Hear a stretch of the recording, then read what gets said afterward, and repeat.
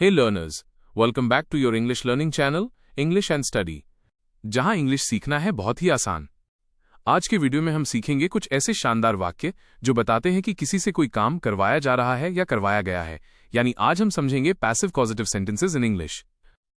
चलिए कुछ एग्जाम्पल्स देखते हैं, जैसे तुमसे रोज गाना गवाया जाता है, यहां मुझसे नाच करवाया जा रहा है, वहां उनसे फसल कटवाई जा चुकी है, दिल्ली में हमसे झाड़ू लगवाई जाती थी, दुबई में हमसे ऊंट चरवाए जा रहे थे। क्या आपको भी ऐसे वाक्यों की इंग्लिश नहीं आती है, या फिर किसी ने अभी तक ऐसे वाक्यों की इंग्लिश बनाना बताया ही नहीं है? तो ये क्लास आपको देखना बहुत जरूरी है।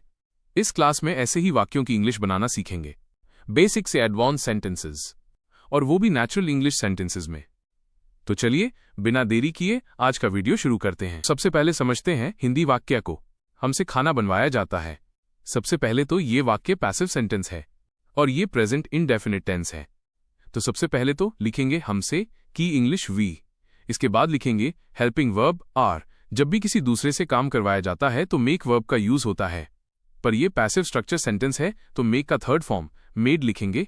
इसके बाद लिखेंगे खाना बनवाया की इंग्लिश टू कुक लिखेंगे। तो इस पूरे वाक्य की इंग्लिश होगी we are made to cook. अब यहां पर खिलवाया जाता तो मेड टू प्ले, साफ करवाया जाता तो मेड टू क्लीन।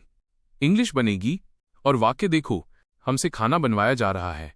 ये प्रेजेंट कंटिन्यूअस टेंस का पैसिव स्ट्रक्चर सेंटेंस है। तो सबसे पहले लिखेंगे हमसे की इंग्लिश वी।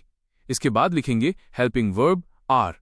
अब ध्यान देंगे यहां जा रहा के लिए बीइंग को लिखेंगे।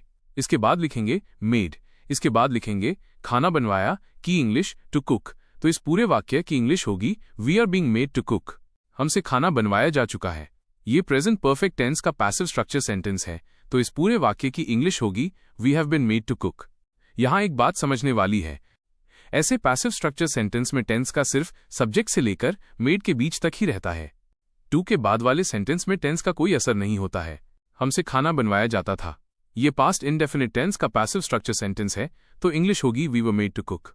हमसे खाना बनवाया जा रहा था, ये पास्ट कंटिन्यूअस टेंस का पैसिव स्ट्रक्चर सेंटेंस है तो इस पूरे वाक्य की इंग्लिश होगी we were being made to cook.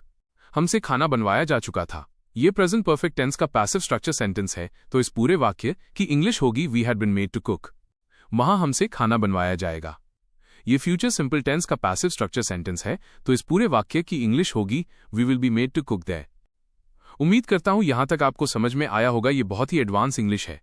अब देखते हैं कुछ और वाक्यों की इंग्लिश बनाना। तुमसे रोज गाना गवाया जाता है, हमसे वहां क्रिकेट खिलवाया जाता है। ये सब वाक्य प्रेजेंट इंडेफिनिट टेंस के पैसिव स्ट्रक्चर सेंटेंस है तो सीखते हैं इनकी इंग्लिश। तुमसे रोज गाना गवाया जाता है, तो सबसे पहले लिखेंगे तुमसे की इंग्लिश यू। इसके बाद लिखेंगे है के लिए हेल्पिंग वर्ब आर। इसके बाद लिखेंगे गाना गवाया जाता की इंग्लिश मेड टू सिंग। इसके बाद लिखेंगे रोज की इंग्लिश एवरीडे। तो इस पूरे वाक्य की इंग्लिश होगी you are made to sing every day. हमसे वहां क्रिकेट खिलवाया जाता है, तो सबसे पहले लिखेंगे हमसे की इंग्लिश वी। इसके बाद लिखेंगे है के लिए हेल्पिंग वर्ब आर। क्रिकेट खिलवाया जाता की इंग्लिश मेड टू प्ले क्रिक। इसके बाद लिखेंगे वहां की इंग्लिश देयर। तो इस पूरे वाक्य की इंग्लिश होगी we are made to play cricket there. अब देखते हैं, यहां ध्यान देंगे यहां वहां रोज कल आज आदि कोई भी हिंदी वाक्य में शब्द आए तो इन शब्दों की इंग्लिश सेंटेंसेस में लास्ट में लिखते हैं, जैसे इंग्लिश सेंटेंसेस में देख सकते हो। अब देखते हैं नेक्स्ट। यहां मुझसे नाच करवाया जा रहा है, यहां तुमसे कपड़े धुलवाए जा रहे हैं। ये सब वाक्य प्रेजेंट कंटिन्यूअस टेंस के पैसिव स्ट्रक्चर सेंटेंस है तो बनाते हैं इनकी इंग्लिश। यहां मुझसे नाच करवाया जा रहा है, तो सबसे पहले लिखेंगे मैं के लिए आए। इसके बाद लिखेंगे है के लिए हेल्पिंग वर्ब एम। इसके बाद लिखेंगे जा रहा की इंग्लिश बीइंग। इसके बाद लिखेंगे नाच करवाया की इंग्लिश मेड टू डांस। इसके बाद लिखेंगे यहां की इंग्लिश हियर। तो इस पूरे वाक्य की इंग्लिश होगी I am being made to dance here. यहां तुमसे कपड़े धुलवाए जा रहे हैं, तो सबसे पहले लिखेंगे तुमसे के लिए यू। इसके बाद लिखेंगे है के लिए हेल्पिंग वर्ब आर। इसके बाद लिखेंगे जा रहा की इंग्लिश बीइंग। इसके बाद लिखेंगे कपड़े धुलवाए की इंग्लिश में मेड टू वॉश क्लोथ्स। इसके बाद लिखेंगे यहां की इंग्लिश हियर। तो इस पूरे वाक्य की इंग्लिश होगी you are being made to wash clothes here. अब देखते हैं नेक्स्ट। यहां हमसे पत्थर उठवाए जा चुके हैं, वहां उनसे फसल कटवाई जा चुकी है। ये सब वाक्य प्रेजेंट परफेक्ट टेंस के पैसिव स्ट्रक्चर वाक्य है तो बनाते हैं इनकी इंग्लिश, जैसे यहां हमसे पत्थर उठवाए जा चुके हैं, तो सबसे पहले लिखेंगे हमसे की इंग्लिश वी। इसके बाद लिखेंगे हेल्पिंग वर्ब हैव बीन। इसके बाद लिखेंगे पत्थर उठवाए जाना की English made to lift stones. इसके बाद लिखेंगे यहां की इंग्लिश हियर। तो इस पूरे वाक्य की इंग्लिश होगी we have been made to lift stones here. वहां उनसे फसल कटवाई जा चुकी है, तो सबसे पहले लिखेंगे उनसे की इंग्लिश दे। इसके बाद लिखेंगे हेल्पिंग वर्ब हैव बीन। इसके बाद लिखेंगे फसल कटवाई जाना की English made to harvest the crop. इसके बाद लिखेंगे वहां की इंग्लिश देयर। तो इस पूरे वाक्य की इंग्लिश होगी they have been made to harvest the crop there. अब देखते हैं नेक्स्ट। दिल्ली में हमसे झाड़ू लगवाई जाती थी, दुबई में उनसे भेड़ चरवाई जा रही थी।